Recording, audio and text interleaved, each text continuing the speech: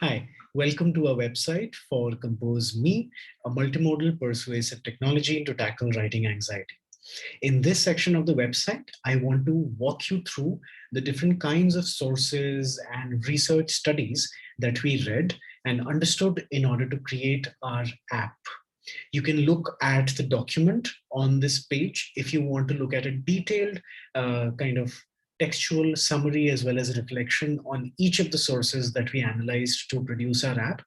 However, if you're short on time in this video, I want to provide you with a quick visual summary, a sort of condensation of our understanding of all those resources. Right, so let's get started. In this visual summary, I want to answer three main questions. One, what is anxiety? B, what is writing anxiety in particular? And third, how does our app try to tackle writing anxiety?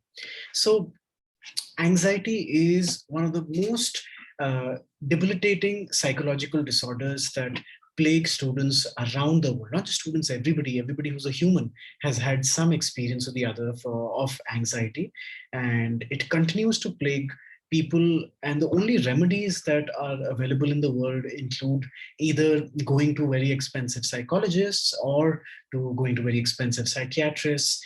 We've kind of outsourced the understanding or tackling of anxiety to medical experts, which it should be. But I think at some place we've abandoned our social responsibility to tackle this issue. It shouldn't just be the doctors who talk about anxiety or who tackle anxiety. It should be everyone, because these are things that matter to all of us and we can all kind of help and contribute. So with that spirit, we started researching on this idea. And by looking at literature from the field of psychology, we found that anxiety is a phenomena that exists along 4 or 5 kind of dimensions. It exists on the cognitive dimension, it exists on the physiological dimension, it exists on the behavioral and emotional dimension, and also on the environmental dimension.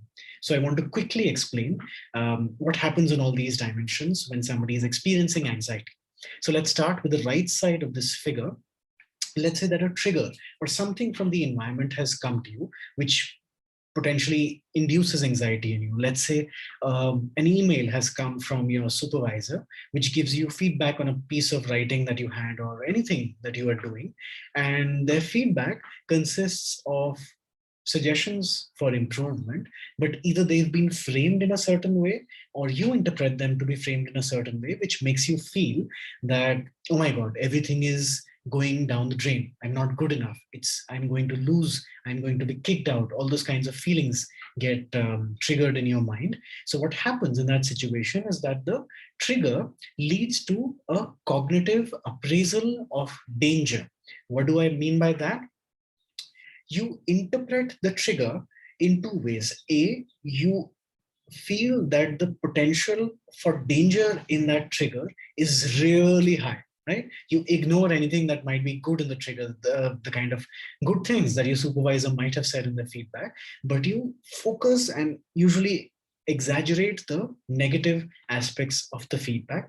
Simultaneously, you undermine your ability, your own self's ability to deal with any potential danger that might arise in that trigger or that stimuli, right? So that happens at the cognitive level.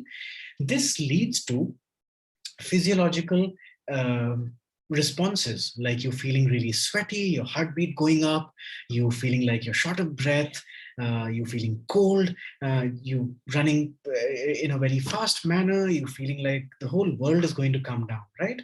And because of this, you might engage in certain behavioral things which you think might keep you safe. Like you might want to withdraw from the task itself, you might want to drop out of that organization or that program, you might take to drinking alcohol or smoking tobacco or other kinds of psychotropic substances that make you feel calm for a little while, but in the long run, they might actually do more harm than good. All of that happens. And all of this is often conditioned by background beliefs and assumptions because of your life, because of the experiences that you've had, which are mediated through your socioeconomic, cultural, gender, caste, race kind of backgrounds.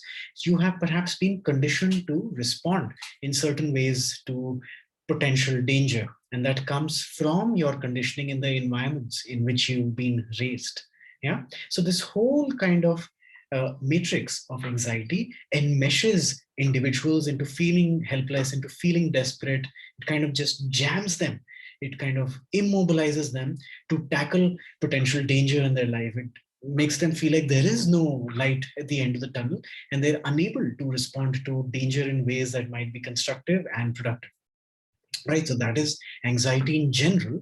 Now, this general anxiety manifests in different ways in different domains, and we are interested in a particular type of anxiety, which is called writing anxiety, which is seen in academic spaces for students, for teachers, for scholars, for researchers, where the anxiety is experienced in particular moments when they're doing some sort of writing that's required for the academic institutions, especially academic writing. So researchers who worked on this tell us that there are four major kind of causes of this writing anxiety.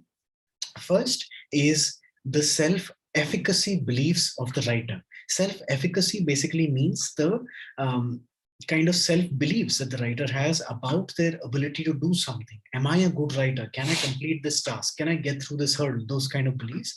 So if those beliefs are negative, writers tend to experience more writing anxiety.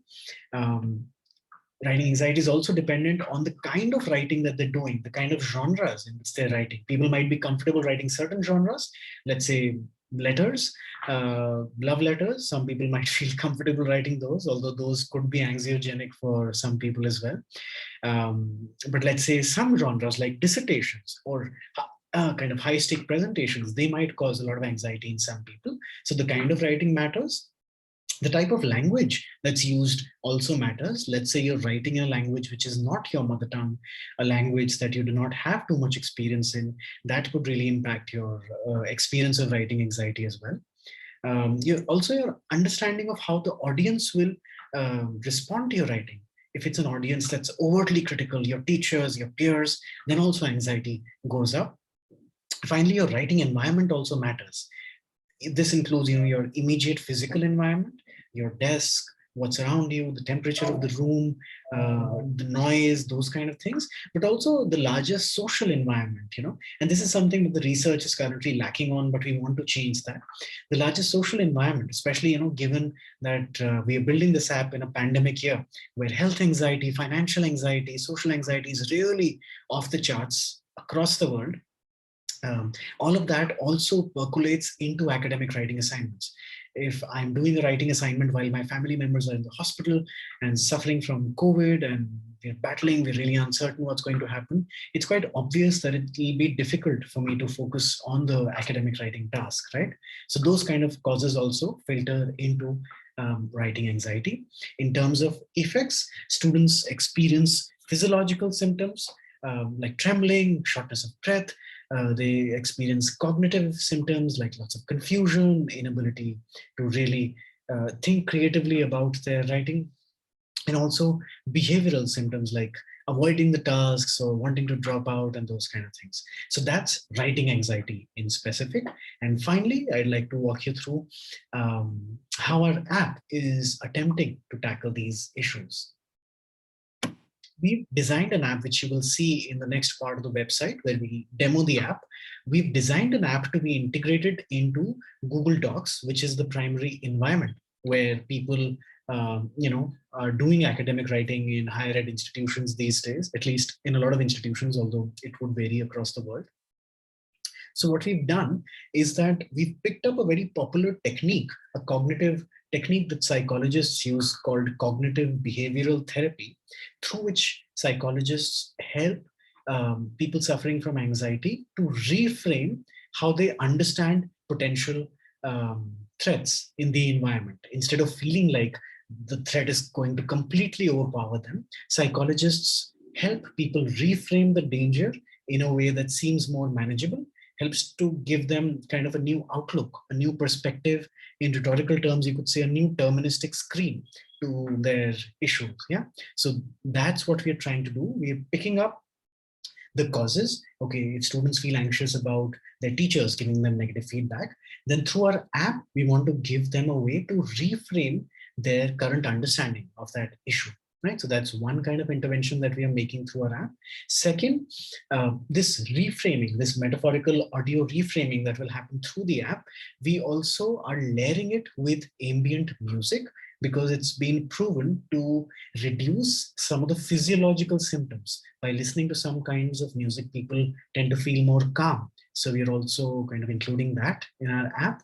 And to make it easy at the behavioral level, we're just going to keep it at a click. You click a button and you decide what kind of anxiety you're currently experiencing, and you get an intervention which is audio and music based to help you tackle that.